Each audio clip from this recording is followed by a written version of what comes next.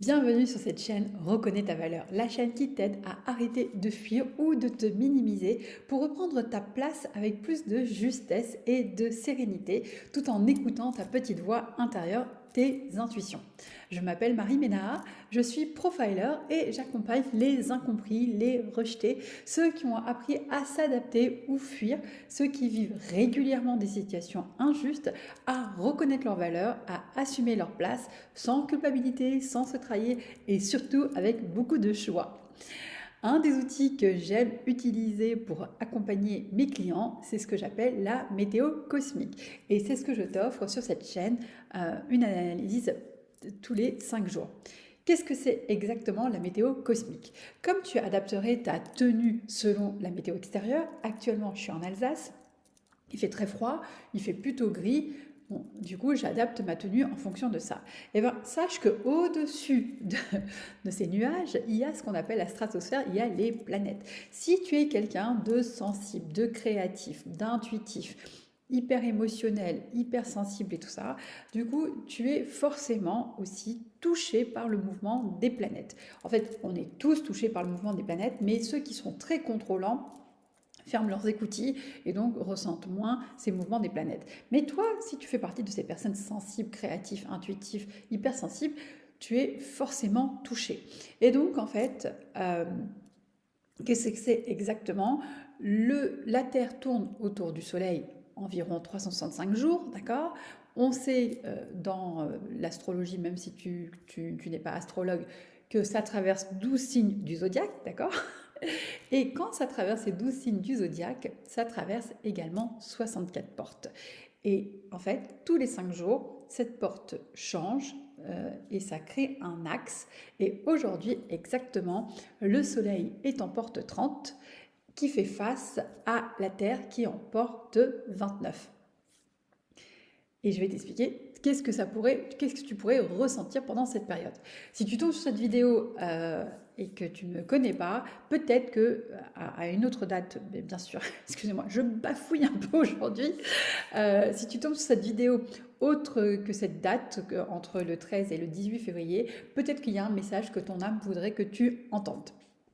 Alors, qu'est-ce que ce soleil en porte 30 nous invite à ressentir et qui pourrait peut-être te bousculer? Cette porte, elle est au niveau du plexus. Et ce plexus, c'est donc le centre des émotions, comment on gère les différentes émotions, qui sont souvent liées en fait finalement avec notre passé, d'accord? Que tu le veuilles ou pas, des fois, ta partie consciente, elle, elle, elle oublie, en fait, pour pouvoir accueillir les nouvelles expérimentations. Mais en fait, ton corps n'oublie rien, d'accord? Ton inconscient, ton subconscient enregistre tout. Et en fait, tes émotions, c'est eux qui vont te rappeler si l'expérience que tu es en train de vivre, tu l'as déjà vécue ou pas, et si ce que tu l'as vécu, c'était un moment heureux ou plutôt un moment pas très agréable. Et donc, tu peux ressentir des vagues émotionnelles. Et cette porte 30, en fait, elle nous demande de regarder qu'est-ce qui est notre désir émotionnel. C'est une porte vraiment d'intensité. C'est vraiment le désir qui brûle en nous. Vraiment quelque chose, un désir, c'est quelque chose qu'on a envie d'avoir, hein, d'accord? Ça brûle en nous, c'est une envie très forte, c'est ce côté je le veux, quoi. Par contre, quand ce désir il s'allume, il peut aussi réveiller des souvenirs que tu as enfouis, qui sont inconscientes ou conscientes. Et là, il y a la petite voix qui veut pas souffrir, la voix de l'ego qui va dire ouais mais ouais, je sais pas si on devrait le faire quoi parce que ça va nécessiter ça ça ça ça ça et je suis pas sûre qu'on va pouvoir le gérer. Donc si tu as été dans ton enfance ou dans tes expériences passées, tu as été déçu, trahi, abandonné, manipulé, subi de l'injustice, bah, ton corps, lui, va s'en souvenir et surtout ta mémoire émotionnelle va s'en souvenir. Et cette porte, elle peut venir déclencher pendant cette période des vagues émotionnelles très fortes. Une peur de souffrir à nouveau, la peur du manque, l'obsession ou l'autre façon, c'est tellement ce désir est fort que tu vas vouloir absolument déjà atteindre ce résultat alors qu'en fait, Le désir, c'est une graine qui pousse, après il faut que la tige, elle s'élève, et là il y a la fleur qui s'épanouit, d'accord? Et du coup, le résultat, c'est de contempler cette fleur.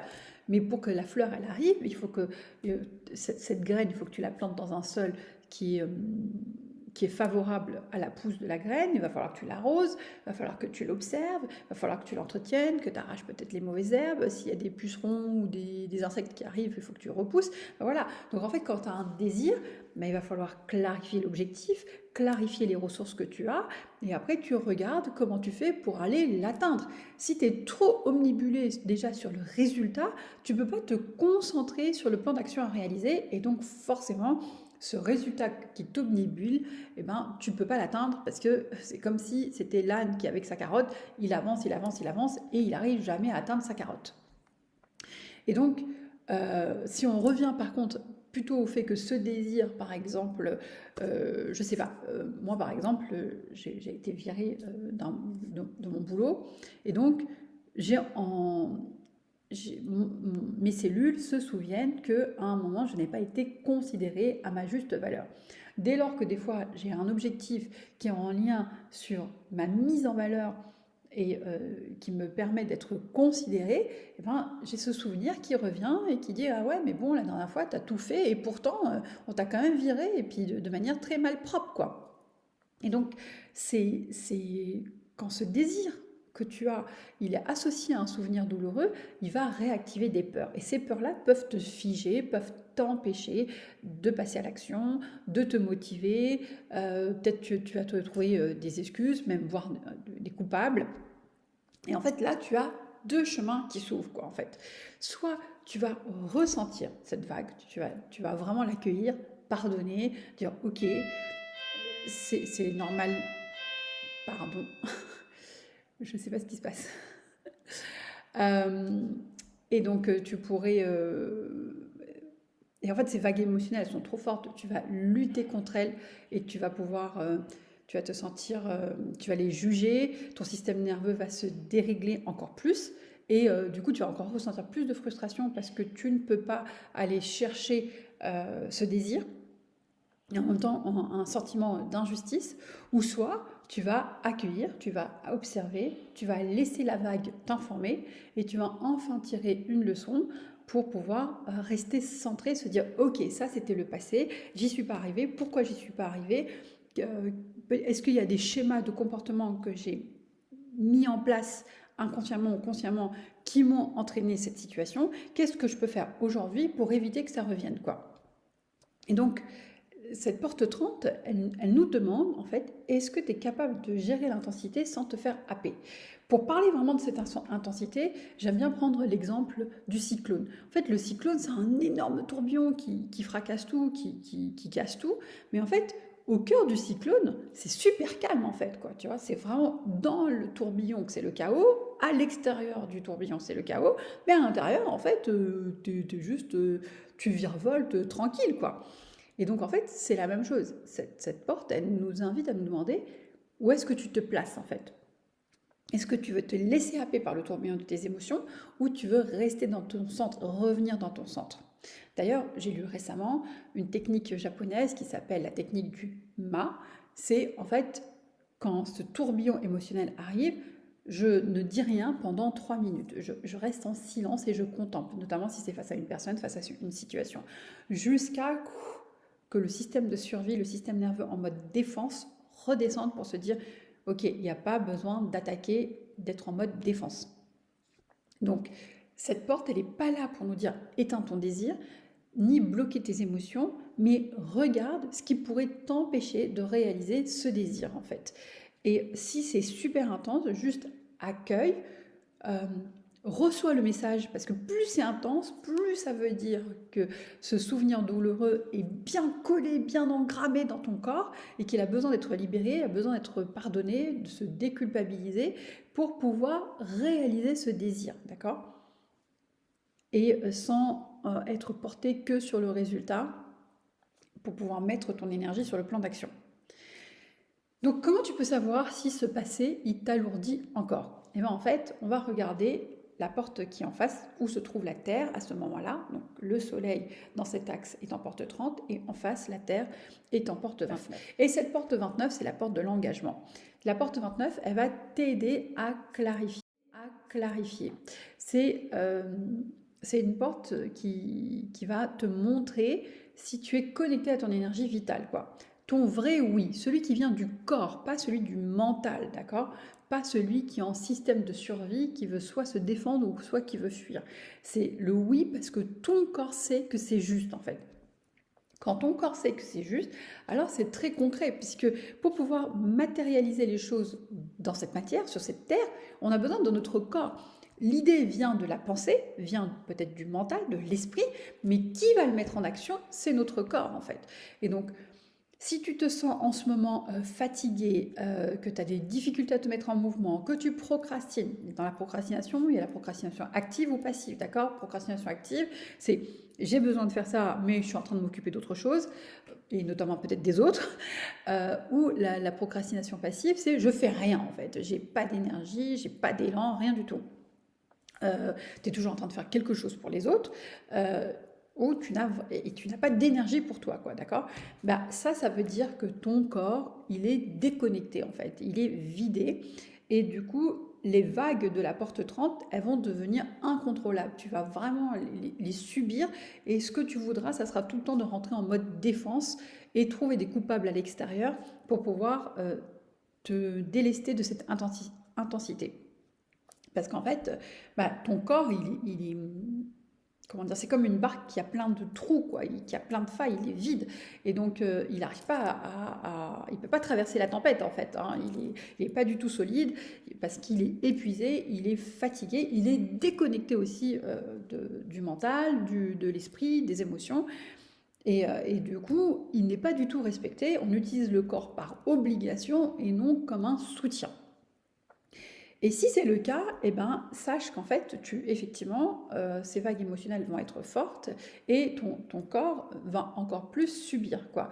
Et cette part qui est là, qui est censée agir, qui décide, qui avance, en fait, elle est complètement en berne. Et c'est pour ça qu'on dit que c'est la porte de l'engagement, parce que l'engagement vient que en lien avec le plaisir. Le corps, il ne peut pas faire les choses par obligation. Enfin, s'il le fait, c'est qu'il est en mode survie.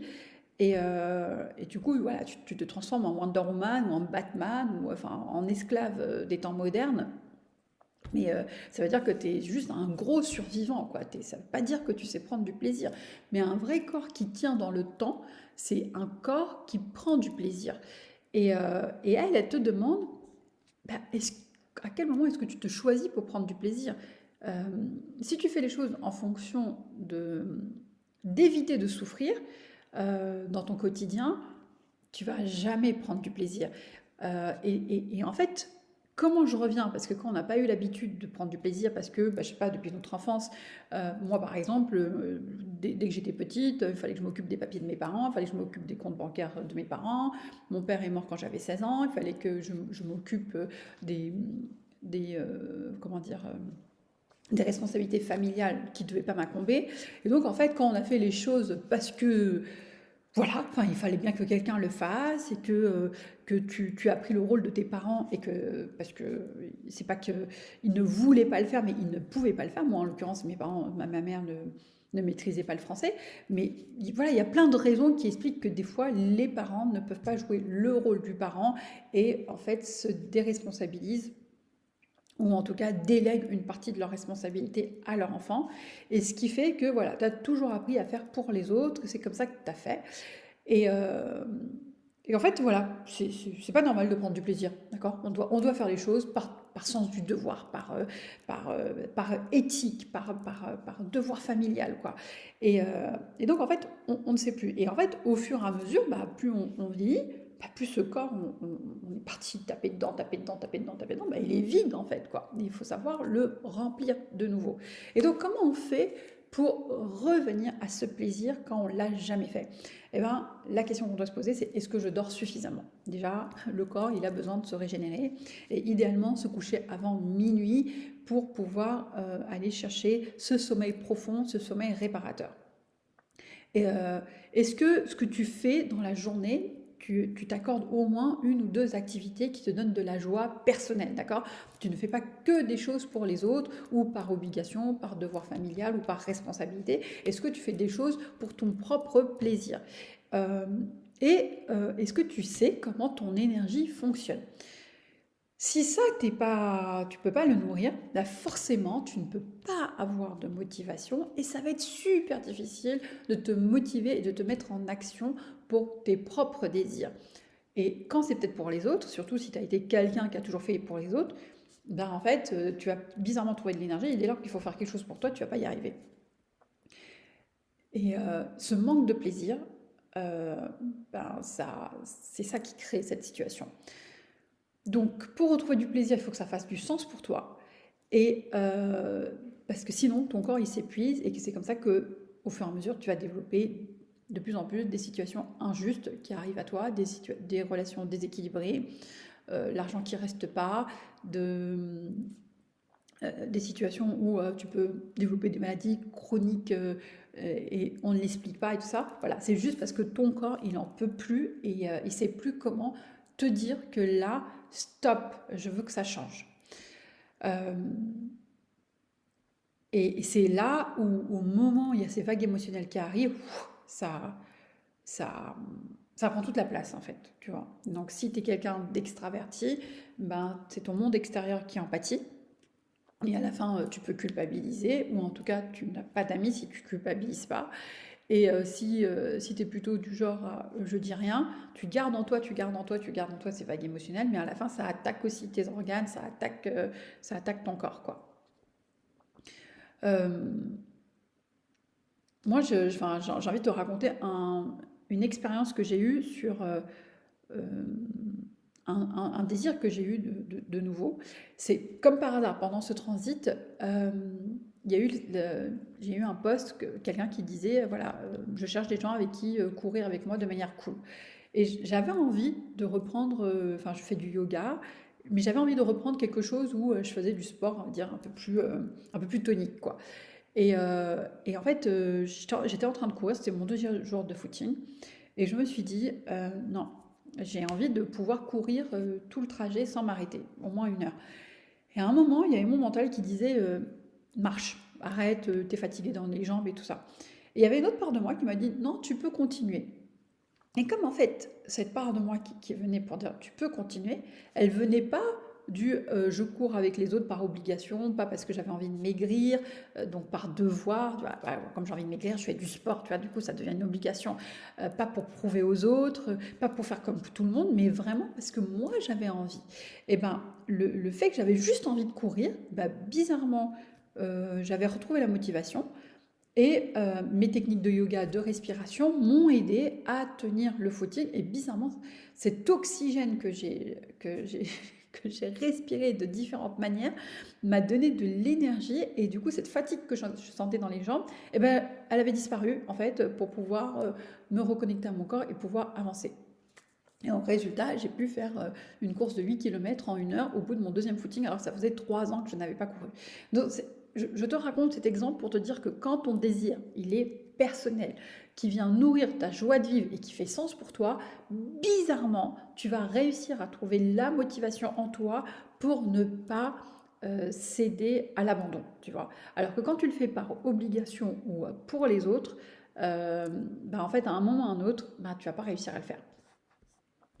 Donc, cette porte 29, elle te dit que tu peux aller au bout de ton engagement si ça vient d'un vrai oui que ton corps a fait yes, quoi. Tu vois.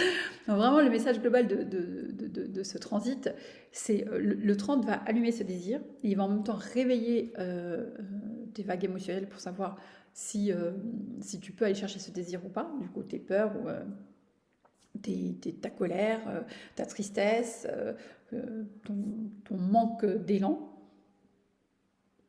Et la 29, elle va te donner l'énergie pour pouvoir l'incarner.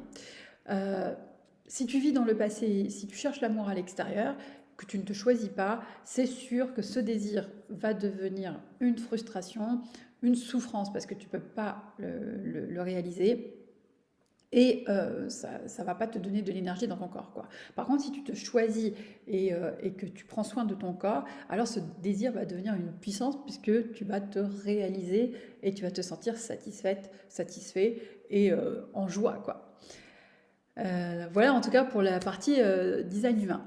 En numérologie, ce mois de février, nous sommes en mois 3 dans une année 1 et du coup, le 3 nous invite à nous relier à notre monde intérieur et au monde extérieur. C'est ce qui nous permet de faire ce pont entre ce monde intérieur et ce monde extérieur pour pouvoir se connecter avec authenticité et spontanéité. Donc, accueille tes émotions, accueille en fait tes douleurs du passé, accueille en fait tes désirs, laisse cette authenticité, cette sincérité prendre place pour que tu puisses être spontané avec le monde extérieur. Et cette année 1, elle t'invite à semer des graines sans chercher à obtenir des résultats, juste sème, juste fais, regarde ce qui marche, là où ça va te donner envie de continuer, là où tu n'as plus envie de continuer, observe. Et ça va te permettre de te reconnecter à tes ressentis, à ton authenticité, à ta spontanéité et de pouvoir sentir cette énergie de légèreté en fait, tu vois, de revenir dans cette légèreté qui va se voir sur son visage, qui va se voir sur ton sourire, qui va se voir dans ton regard et qui fait que forcément, il y a des gens qui étaient dans ton cercle relationnel qui vont partir et d'autres qui vont rester ou qui tu vas attirer de nouvelles personnes parce que justement tu retrouves cet alignement.